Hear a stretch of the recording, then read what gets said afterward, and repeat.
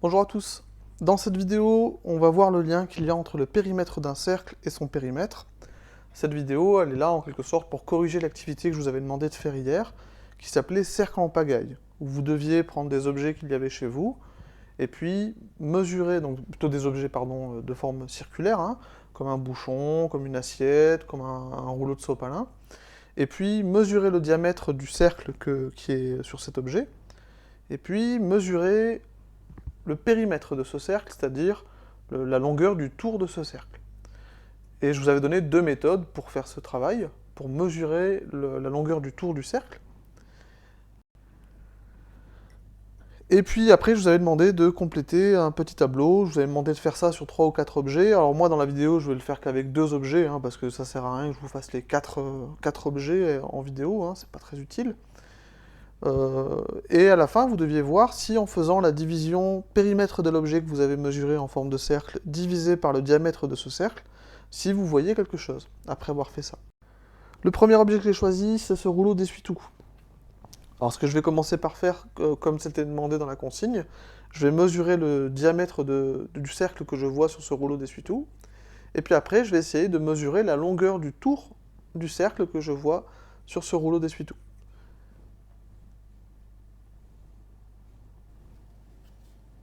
Donc pour le diamètre, je vais bien essayer de passer avec ma règle au centre du cercle que je vois, et je mesure 2,6 cm. Vous voyez que sur le rouleau de sopalin que j'ai, là, j'ai fait une petite marque.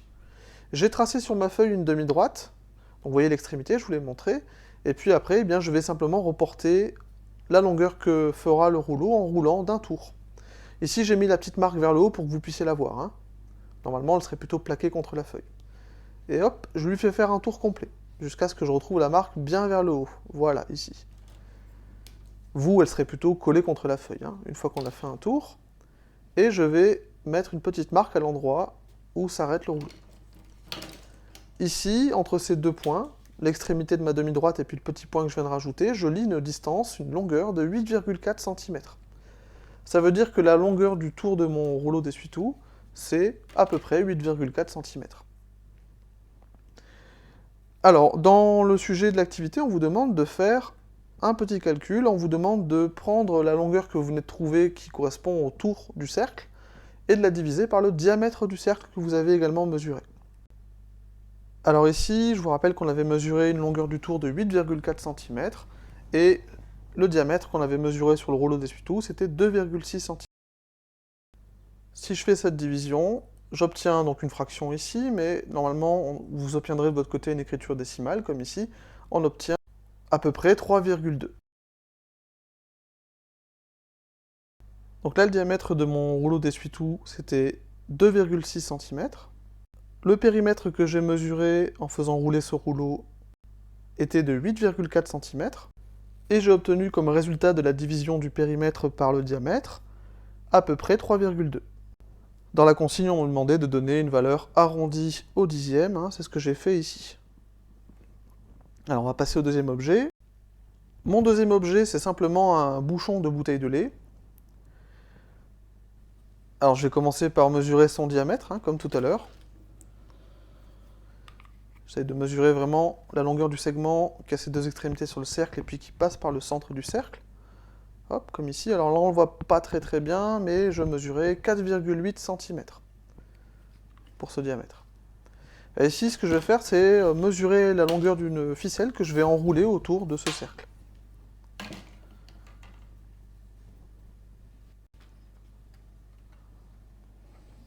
Alors la ficelle, on peut la scotcher hein, si on veut. Là, je ne l'ai pas fait.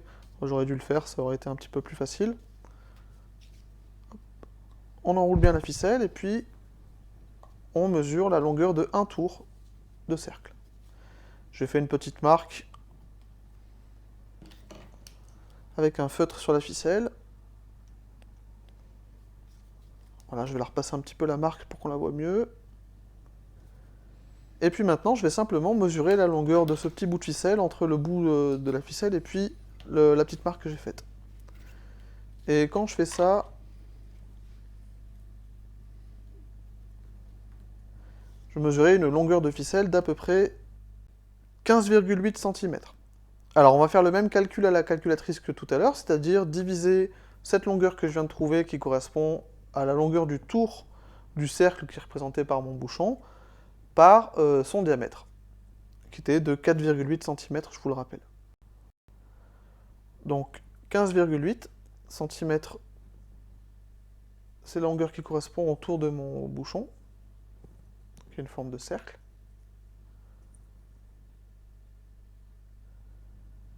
Et puis ici, je vais diviser par 4,8, qui correspond au diamètre de ce cercle. Alors comme tout à l'heure, hein, j'ai une petite fraction qui s'affiche, mais l'écriture décimale, j'obtiens à peu près 3,3 plutôt ici, hein, si on arrondit au dixième. On est plus proche de 3,3 que de 3,2. Donc ici, j'ai rempli mon petit tableau avec les mesures et puis le calcul qu'on a fait, on obtient 3,3 à peu près. Alors normalement, vous avez fait ça avec plusieurs objets, et vous avez dû constater qu'on retrouve toujours des nombres, au niveau du calcul qu'on a fait, de la division, on obtient toujours des nombres qui sont très très proches, 3,1, 3,2, 3,3. Alors ça veut dire ici que quand on aura à chaque fois un cercle, et qu'on aura donc son périmètre et son diamètre, il y a un lien entre les deux. Pour passer du diamètre au périmètre, grâce au nombre qu'on a trouvé, on a vu qu'il suffisait de multiplier par un nombre qui est à peu près 3. Presque 3, hein, c'est pas tout à fait 3, vous avez pu le constater. Donc si on résume, quand on a le périmètre d'un cercle, qu'on appelle aussi la circonférence, c'est à peu près 3 fois la longueur du diamètre. Alors vous allez voir que c'est pas vraiment tout à fait 3, mais c'est quand même très proche. Et ici, en fait, ça doit vous rappeler la proportionnalité, hein, vous avez vu, puisque pour avoir la grandeur qui correspond au périmètre du cercle, il me suffit simplement de multiplier par le même nombre le diamètre de ce cercle. Eh bien, il y a bien un lien entre les deux grandeurs, et ce lien, c'est la proportionnalité. Et le nombre qu'on a trouvé ici, qui est à peu près 3, c'est ce qu'on appelle du coup un coefficient de proportionnalité. C'est le nombre qui permet d'obtenir une grandeur en multipliant une deuxième grandeur. Alors, c'est pas tout à fait 3, comme vous avez pu le constater vous-même, comme on l'a vu avec mes deux exemples, c'est une valeur bien précise. Cette valeur-là qui permet de passer du diamètre d'un cercle à son périmètre, c'est ce qu'on appelle le nombre pi. Et effectivement, ça vaut pas vraiment 3, ça vaut quelque chose qui ressemble plus à 3,14, 3,14, 15, 92. C'est peut-être un nombre dont vous avez déjà entendu parler, parce qu'il est assez célèbre en mathématiques.